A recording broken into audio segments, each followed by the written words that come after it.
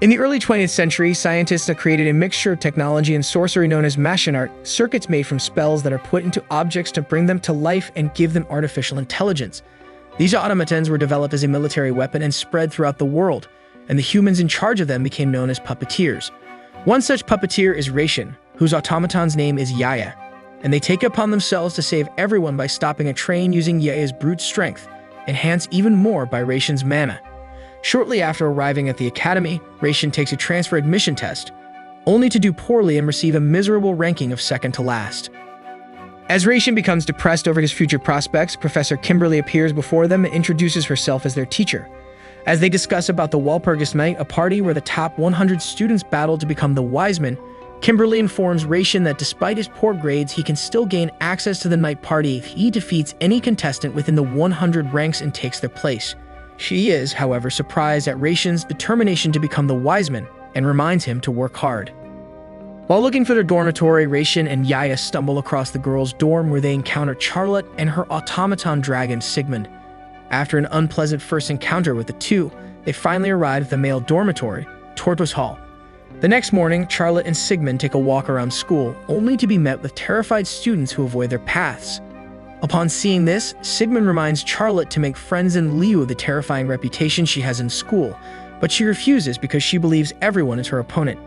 Just then, Ration and Yaya appear before them and challenge them to a duel, which Charlotte accepts. However, Sigmund is attacked by several other students and their automatons. In the nick of time, she's saved by Ration, who catches her, while Yaya quickly blocks the next attack. The four of them then work together to defeat their foes. Afterwards, Ration decides to discontinue their original duel due to Sigmund's injuries. Later that night, a mysterious figure devours on something before leaping away, leaving behind a partly devoured automaton. The next day, as Ration, Charlotte, and their respective automatons are having lunch together, Ration unexpectedly spots Magnus taking a stroll with two of his automatons. Instantly, Ration has flashbacks of his family members in a burning house. Intending to confront Magnus, Ration orders Yaya to go out, to which she does so by breaking through the glass window. As Ration leaps out of the window, Charlotte tries to stop him, but to no avail. Jumping out of the broken window, Charlotte and Sigmund see Ration confronting Magnus. However, as one of Magnus' automatons defends him, Ration catches a glimpse of her face and is reminded of his sister, Nadeshiko. Before Magnus and his automatons leave, Ration stops them, intending to pass a white bottle to him, only to be surrounded by 6 automatons with their swords pointing at him. Meanwhile, Charlotte silently thinks about how Magnus is the greatest genius in the academy. Undeterred, Ration smirks and smoothly passes the bottle to one of the automatons, which Magnus accepts and walks away. Yaya then apologizes for her inability to protect him earlier on. Back in his dormitory room, he quietly accepts that he's unable to defeat Magnus. The next day, the duo encounter Felix, the head of the disciplinary committee and member of the rounds. As Ration leaves, Felix says he would like to discuss a deal with him after class and hints he would offer an entry into the Walpurgis night as a reward. After class, Charlotte notices Ration speaking to Felix, while Sigmund asks if she's ready to defeat them, now that they have saved her before. Proclaiming her pride as a Baloo family member, she states she's determined to defeat anyone. In an office, Felix briefs Ration about the perpetrator, Candy, who has devoured several automatons and is related to the disappearance of some students. He comments that as Ration is a new student, he cannot be suspected of being the perpetrator, and moreover, he's a capable fighter. Thus, he wants Ration to defeat Candy.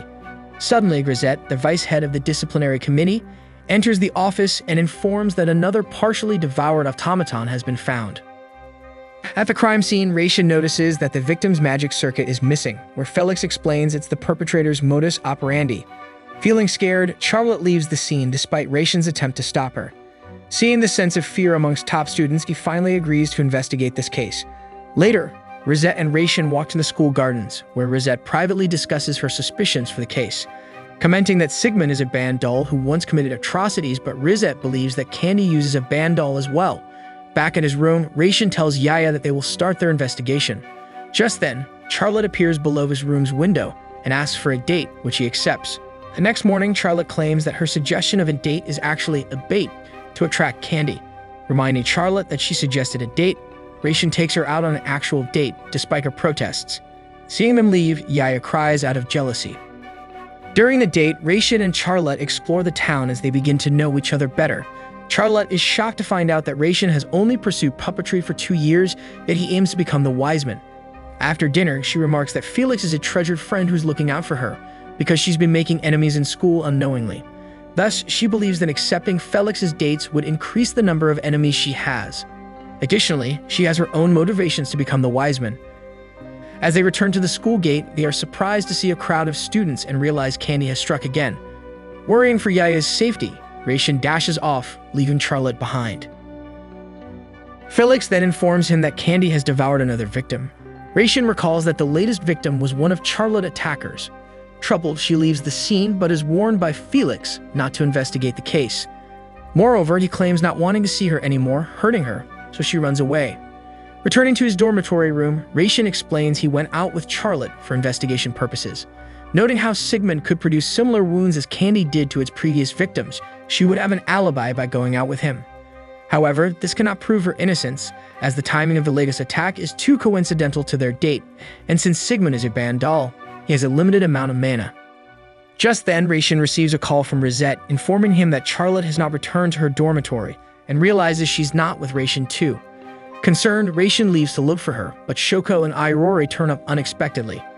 Shoko warns Raishin that Candy is a tough opponent, and adds that even the Japanese military is unable to identify him, linking suspicion that the British royalty could be involved as well. However, Raishin is determined not to give up on the case, as he does not want to abandon Charlotte. Calling Yaya over, Shoko knocks her unconscious for a few seconds. She explains that she has just unbound Yaya and teaches him that despite Yaya's strength, he cannot ignore the laws of causality, as Yaya has her own specific weaknesses. With that knowledge, Raishin and Yaya leave while Airori asks Shoko if the two will be okay. Shoko replies saying Raishin is not that weak and Yaya has been unbounded. Recalling what happened years ago, Shoko and Yaya arrived at the burnt house of the Akabane clan, where they came across Raishin struggling to master puppetry.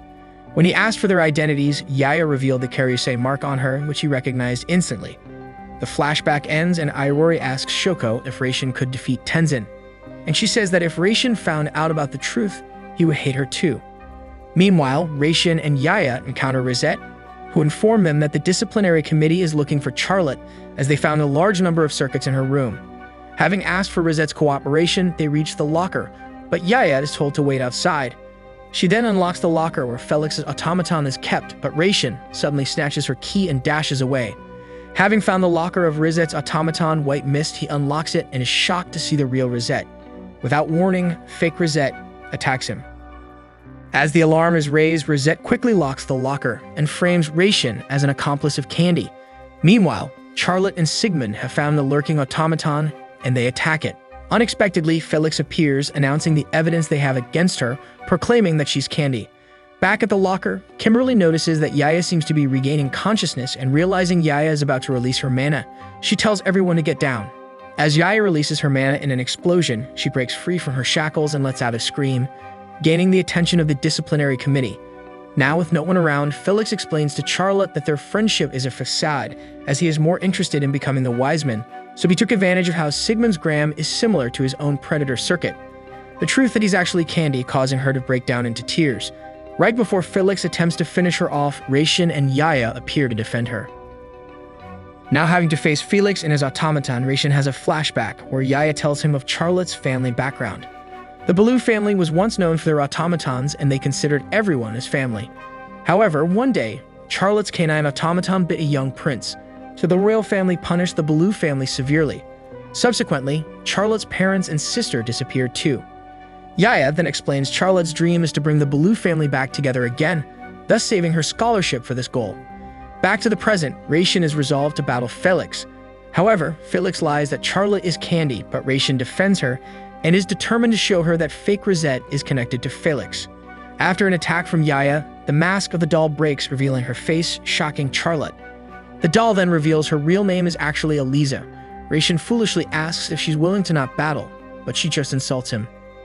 Regardless, they battle and Eliza transforms herself into water, causing Raishin to wonder if Eliza can use the magic she has devoured from her victims. Not frustrated that Yaya manages to protect Raishin despite Eliza's attacks, Felix orders Eliza to use a flail, successfully hitting Raishin. Meanwhile, Magnus and his squadron watch the battle from a roof alongside Kimberly. Magnus believes he gave too many clues, so the battle's outcome is already decided. He then warns Kimberly about leaving too many clues, citing it will interfere with her investigation. Back at the battle, Yaya gets tied up by the flail's imbued chains, and she gets slammed to the ground. Raishin then activates more mana, but Charlotte begs him to stop as he might actually die. Assuring her that it's fine, he proclaims he will defend her even when the world is against them. Eventually, Yaya lunges and causes Eliza's armor to crack. However, Eliza counters with Rizette's white mist, a corrosive mist, and suspends Yaya in it. She then punches the mist to the ground, and Eliza is forced to return to her normal form. As such, Eliza struggles to stand and pick up her sword, but with Raishin's final command, Yaya defeats her, causing her to disintegrate. Felix then becomes desperate, but is finally knocked out by Raishin. With the battle over, it's revealed Shoko and Iroari was actually watching the battle. As Magnus prepares to leave, Kimberly recalls the conversation she had with Raishin on entering the Walpurgis night, and Magnus says Raishin might be the dark horse. He then pulls out the bottle of ashes Raishin gave him the other day and explains the meaning behind it, making Kimberly curious to know if they're mortal enemies. Afterwards, the Academy organizes a ceremony to award Raishin his pair of gauntlets into the night party. However, Raishin doesn't understand all the fuss, so Kimberly explains the headmaster held the ceremony to lower the suspicions surrounding the Academy. Amidst the students' cheers, Charlotte presents him with a defensive talisman that has been imbued with magic. Now as friends, Charlotte and Yaya promise to fight their hardest against each other, while Raishin suggests he might have to hold his punches.